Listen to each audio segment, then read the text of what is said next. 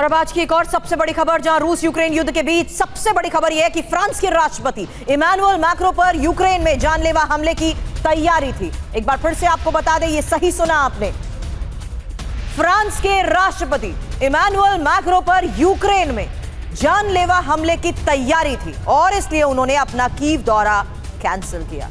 European union के बड़े leader हैं मैक्रो, फ्रांस से यूक्रेन को मदद भी मिल रही है और इसके बावजूद भी मैक्रो की हत्या की साजिश यूक्रेन में रची गई। मैक्रो को इस हफ्ते कीव जाना था। जब हत्या की खुफिया जानकारी हासिल हुई तो मैक्रो ने इस दौरे को रद्द कर दिया।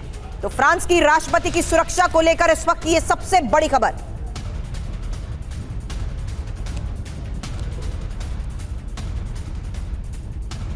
किसका था यह खतरनाक प्लान? मैक्रो की हत्या की साजिश को लेकर एक एक डिटेल जानकारी अब आपके सामने। यूक्रेन में हत्या की साजिश को लेकर अगर खबर है तो क्या ज़ेलेंस्की का यह खतरनाक प्लान है?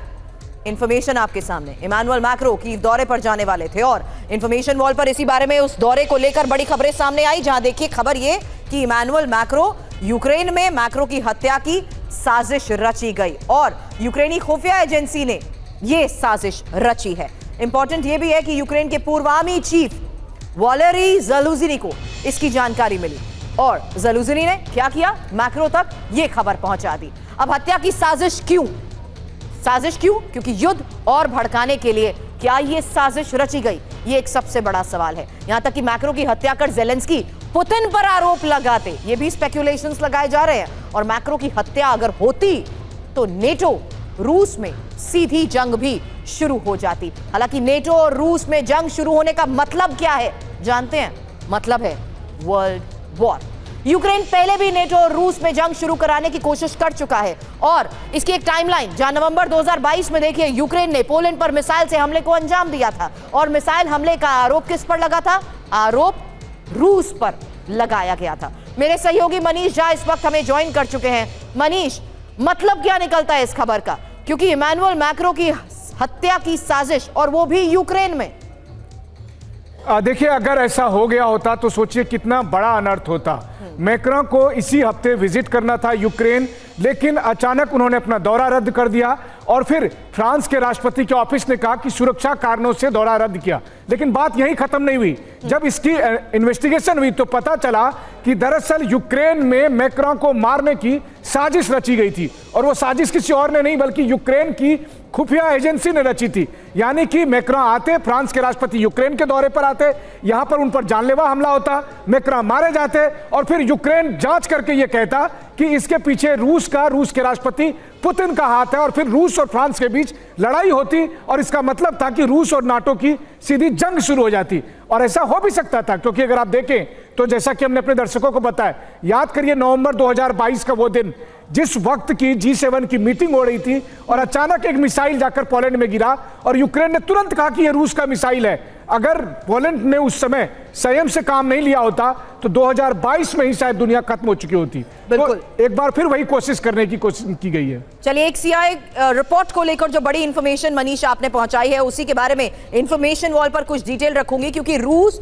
और यूक्रेन के बीच जारी जंग के 2 साल पूरे होने वाले हैं। पेंटागन और सीआईए को सलाह देने वाली संस्था रेड फाउंडेशन ने एक रिपोर्ट तैयार की है जिसमें रूस यूक्रेन युद्ध के बाद 2 स्थितियों का जिक्र किया गया है। ये स्थितियां आखिर क्या पैदा हो सकती हैं, इस पर एक नजर डाल लेते हैं और इंफॉर्मेशन वॉल का रुख करते हुए आपके सामने उसी रिपोर्ट के आधार पर जो तथ्य सामने आ रहे हैं उसी की इंफॉर्मेशन। क्योंकि यहां पहली स्थिति में यह कहा जा रहा है रूस और चीन एक दूसरे के और करीब आएंगे और रूस को चीन घातक हथियार भी देगा। हालांकि इस पहली स्थिति में इन पॉइंट्स पर गौर करना बहुत जरूरी हो जाता है, जहां देखिए यह भी कहा जा रहा है कि युद्ध खत्म होने से पहले यूक्रेन के बड़े हिस्से पर रूसी कब्जा भी संभव है और नेटो में फूट भी पड़ जाएगी। जाहिर सी बात है, इस हालात को देखते हुए फूट की खबरों को लेकर भी स्पेक्युलेशंस लगाए जा रहे हैं। अब चीन और रूस के करीब आने से पहले ही युद्ध खत्म और चीन और रूस के बीच दूरियां भी बन जाएंगी। मनीष, इस दूसरी स्थिति को देखते हुए क्यों नहीं आप मुझे इंफॉर्मेशन वॉल पर जरा ज्वाइन करें, क्योंकि इन्हीं स्थिति पर चर्चा करते हुए ये समझना जरूरी है कि किस आधार पर ये बातें कही जा रही हैं। यूक्रेन अपनी कुछ जमीन वापस हासिल कर लेगा, क्या ऐसी स्थिति बनती हुई नजर आ रही है? और युद्ध से रूस कमजोर हो जाएगा। ये पहली और दूसरी स्थिति को देखते हुए इस रिपोर्ट के आधार पर क्या बड़ी इंफॉर्मेशन निकल रही है? बिल्कुल, देखिए 2 साल होने वाले हैं 24 फरवरी को इस युद्ध के। कम से कम दूसरी वाली स्थिति तो मुझे नहीं दिखती है। ग्राउंड पर रहकर भी मैं आया हूं, लगातार बात भी कर रहा हूं, तो ऐसा संभव नहीं है कि दूसरी वाली स्थिति, और जो पहली स्थिति है वो सबके लिए खतरनाक है, भारत के लिए भी खतरनाक है। क्योंकि देखिए रूस और चीन अगर एक दूसरे के बेहद करीब आ जाएंगे, रूस और चीन अगर बेहद करीब आ जाएंगे तो वैसी स्थिति में आप समझ ही सकते हैं कि कल के दिन में चीन की चालबाजी भारत के खिलाफ भी हो सकती है, वो रूस का इस्तेमाल कर सकता है। लेकिन अभी इसको साइड करिए, असली बात होगी कि रूस और चीन करीब आएंगे, वैसी वजह से नाटो में फूट पड़ेगा, और उसके अलावा अमेरिका का अटेंशन दोनों तरफ होगा। वो चीन पर भी दबाव नहीं डाल पाएगा और यूरोप पर भी नहीं डाल पाएगा। यहीं से सबसे खराब स्थिति बनती है। और इसका मतलब यह है कि यूक्रेन, जो आज आप देखते हैं, देखिए आज यूक्रेन के लगभग 25% से अधिक जमीन पर रूस का कब्जा है, लेकिन आने वाले दिनों में और अधिक कब्जा हो जाएगा और उसके बाद यूक्रेन खंड खंड हो जाएगा। यह पहली स्थिति में बनती हुई दिखाई देती है। और दूसरी स्थिति यह है कि फिर जो पावर समीकरण है वो एकदम इम्बैलेंस हो जाएगा, यानी रूस, चीन, ईरान एक तरफ हो जाएगा।